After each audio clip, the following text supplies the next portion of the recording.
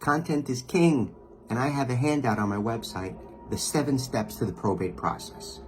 And what is that? It's from last will and testament all the way to obtaining letters testamentary.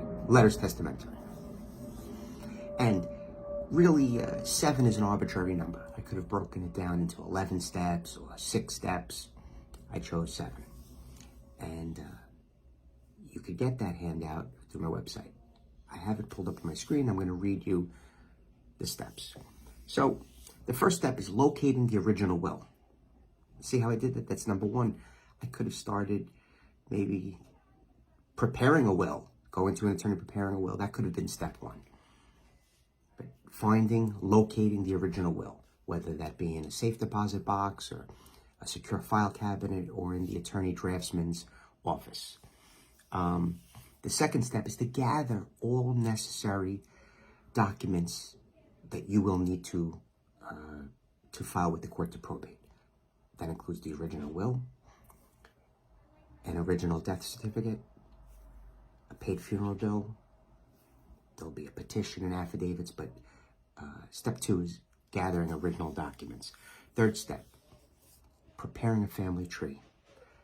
Writing down the names and addresses of all persons that are in the will, and then writing down a family tree of persons that are not included in the will, but maybe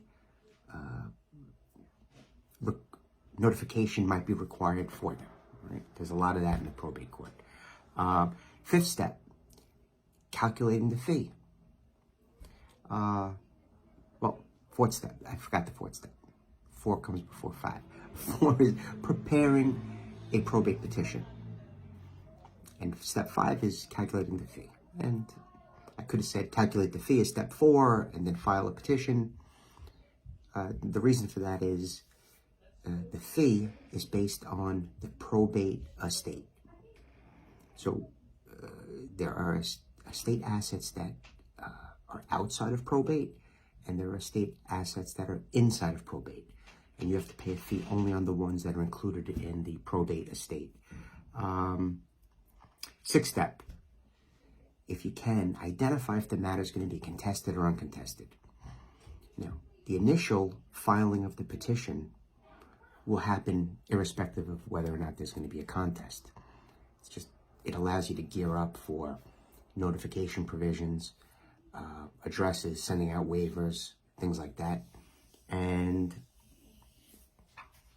7th step, after you have the petition and the filing fee, the original documents, the 7th step is to actually physically file the probate petition. And that's the start of the matter, because if it is not contested, you have to then send out waivers, get people to sign. Too complicated for today's video.